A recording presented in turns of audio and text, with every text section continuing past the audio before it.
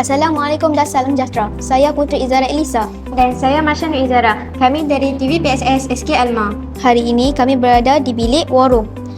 Lokasi gempa DigiFest Alma dengan kerjasama Sektor Teknologi Pendidikan 2026.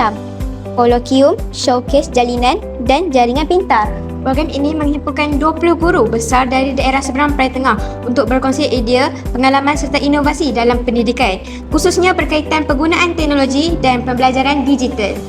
Sepanjang program ini, para peserta berpeluang melihat pelbagai hasil inovasi dan perkongsian menarik menerusi sesi kolokium dan showcase. Program ini juga menjadi platform untuk membina jalinan dan jaringan yang lebih erat antara sekolah, guru dan pihak yang terlibat dalam usaha memperkasa pendidikan digital.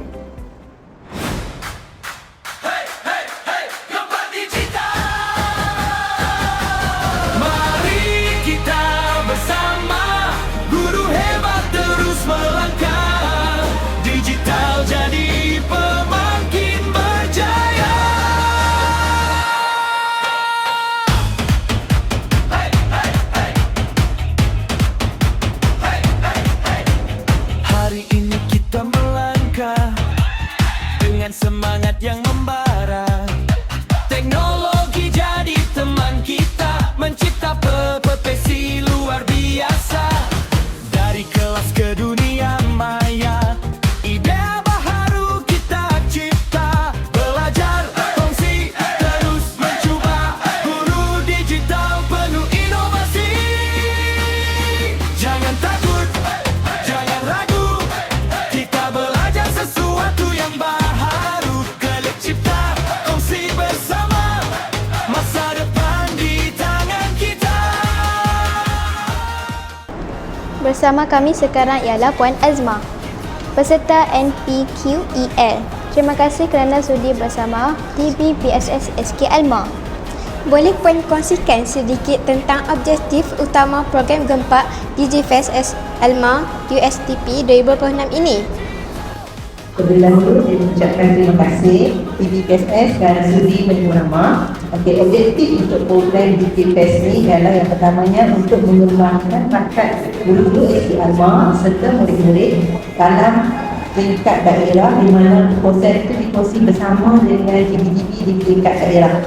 Di samping itu, DigiFest ini ialah untuk mengembangkan lagi nama SK Alma di peringkat daerah. Pada pandangan Puan, apakah manfaat program seperti ini kepada guru dan sekolah? Manfaat program ini adalah guru dapat meningkatkan lagi kemahiran potensi diri melalui digital serta potensi itu boleh dikembangkan kepada anak murid. Kamu akan lebih pandai digital jika guru berpotensi tinggi.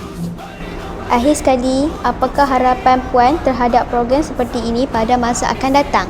Harapannya ialah supaya penglibatan, penggunaan pengetahuan tentang digital ini terus ditingkatkan walau di mana dua supaya ia menjadi impak yang tinggi kepada guru. Terima kasih atas perkongsian yang sangat bermanfaat.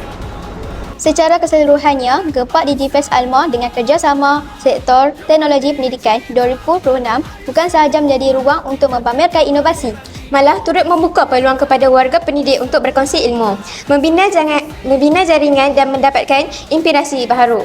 Program ini membawa semangat, inovasi, kolaborasi, inspirasi dan transformasi, berkongsi idea, menjana masa depan. Saya Putri Izara Elisa dan saya Marsha Nur Izara melaporkan untuk TV PSS SK Alma. Sekian, terima kasih.